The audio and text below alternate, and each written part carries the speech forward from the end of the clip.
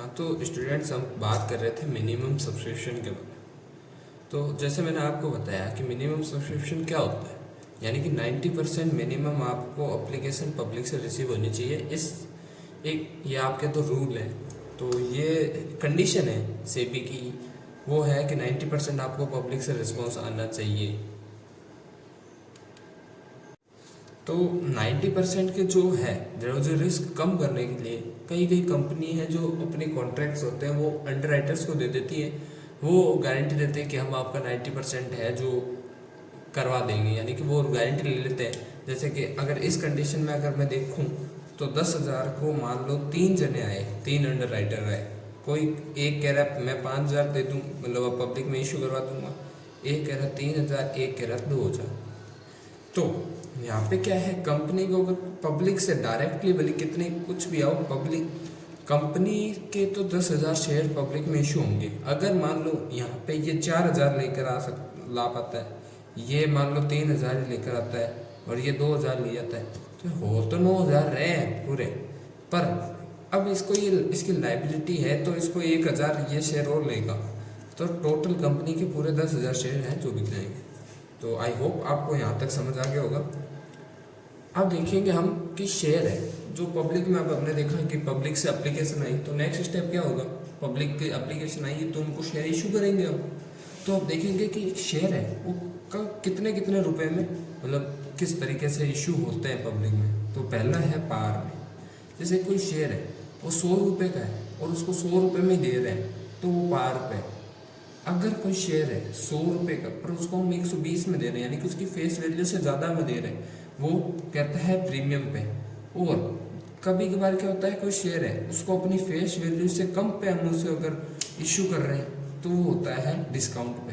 तो एक ही है, इस डिस्काउंट में कोई शेयर इशू नहीं होता अभी, एक के अलावा वो है स्वेट इक्विटी शेयर। ठीक है, ये इंपॉर्टेंट क्वेश्चन है, आपको एग्जाम के अंदर पूछ रहे हैं इसलिए मैं आपको बता रहा हूँ। अब आगे देखेंगे हम, ये मैंने एक आपके लिए एग्जांपल लिया है। इस एग्जांपल में क्या है, आपको क्वेश्चन देखने को मिलेगा जो ऐसा क्वेश्चन आएगा। मैंने ये एग्जांपल लिया है, ए लिमिटेड कोई कंपनी है, उसकी ऑथराइज कैपिटल है 10 लाख। ठीक है, 10,000 शेयर है, सॉरी 1,000 शेयर है 1,000 रुपए के। ठीक है, इशूड कैपिटल है 5 लाख, यानी कि 500 शेयर इशू करें 1,000 रुपये में।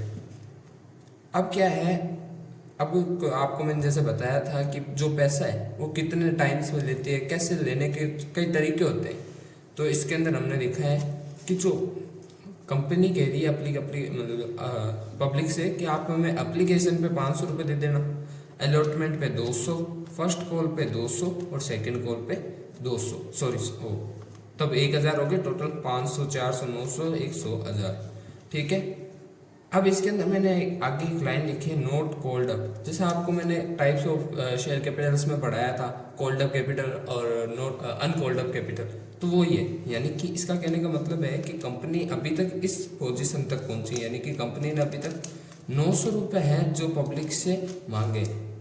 ठीक है, और 500 शेयर इशू करना चाहती थी, और 500 शेयर इशू करना चाहती थी और एप्लीकेशन 500 ही रिसीव हो गई। तो इसमें कोई ये कुछ सब्सक्रिप्शन में ना तो ओवर है ना अंडर है। ठीक है, और 90% का जो सिनेरियो होता है वो भी कंप्लीट कर रही, तो इसकी जनरल एंट्री कैसे होगी। तो देखो क्वेश्चन आपको, आपके अगर हाईएस्ट मार्क्स का अगर पेपर में कोई भी क्वेश्चन आएगा और अगर ये चैप्टर आपके कोर्स में है तो नो डाउट इसमें से आपको एक क्वेश्चन मिलेगा हाईएस्ट मार्क्स में। अगर एग्जांपल ले लेते हैं, यूनिवर्सिटी के एग्जाम्स के अंदर 20 मार्क्स का एक क्वेश्चन होता है हाईएस्ट।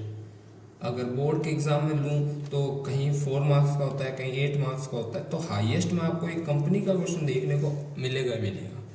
तो इसलिए ये चैप्टर बहुत इंपॉर्टेंट बन जाता है एग्जाम के पॉइंट ऑफ व्यू से। तो हम देखेंगे आज इसकी जनरल एंट्री कैसे करते हैं। तो मैंने ये पहले जनरल एंट्री लिख ली है, टाइम हमारा थोड़ा वीडियो छोटी बने इसलिए। अब देखेंगे पहली एंट्री क्या करेंगे। पहली एंट्री में मैंने करा बैंक अकाउंट दिया टू शेयर एप्लीकेशन।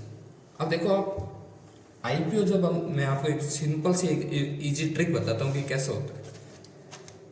अगर हम रियल लाइफ में अगर बात करें तो एक आईपीओ होता है, हमें क्या करना होता है, एक आईपीओ के लिए अप्लाई करना पड़ता है। अप्लाई करते हैं तो हमारे अकाउंट में से एक अमाउंट है, जैसे मान लो एग्जाम्पल लेते हैं 15,000 रुपये।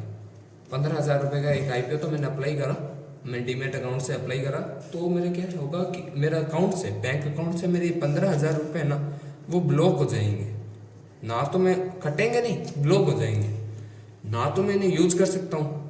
ये अगर ये मेरा आईपीओ सक्सेस हो जाता है तो ये 15,000 डेबिट हो जाएंगे, और अगर नहीं होता है तो ये मेरे को वापस क्रेडिट हो जाएंगे। तो ऐसा होता है। तो मैंने पहले पैसे दिए ना, तो उसकी एंट्री करेगी कंपनी।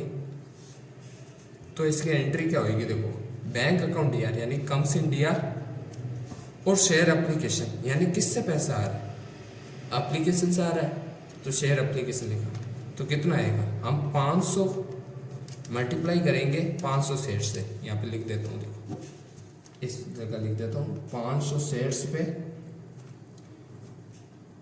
500 रुपये आ रहे हैं, ठीक है। तो कितने रुपए हो गए, 2.5 लाख रुपए, ठीक है। ये एंट्री होगी bank account DR to share application. हमेशा हर क्वेश्चन में पहली एंट्री आपकी यही होगी। फिर क्या है, अब इस शेयर एप्लीकेशन यहाँ क्रेडिट हुआ है और इसको एडजस्ट करना पड़ेगा, यानी कि इसको शेयर कैपिटल में जोड़ना पड़ेगा। तो मैं लिखूंगा यहाँ डेबिट, सॉरी यहाँ क्रेडिट हुआ है, तो मैं इसको आगे जाके क्या करूँगा, डेबिट करूँगा। तो share application account DR to share capital, क्योंकि इसको शेयर कैपिटल के अमाउंट में जोड़ना है, वही अमाउंट 2.5 लाख रुपये। नेक्स्ट अब मांगते हैं, देखो अब सेकंड कॉल, जैसे सेकंड कॉल करते हैं, एप्लीकेशन में पहले पैसा आता है, बाकियों के अंदर पैसा बाद में आता है, समझ गए आप।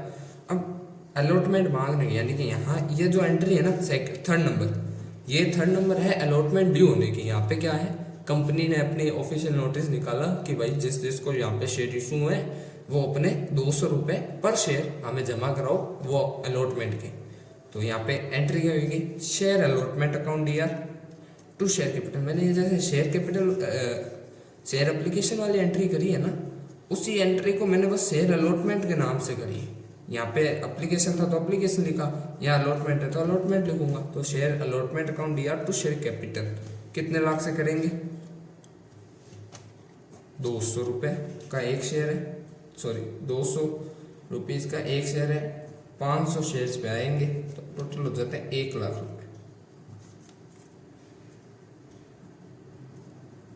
ठीक है।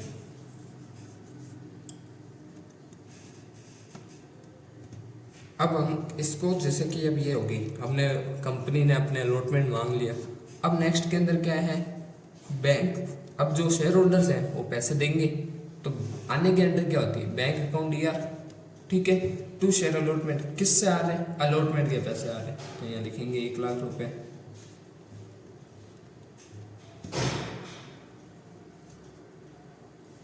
ठीक है। ये होगी एंट्री हमारी।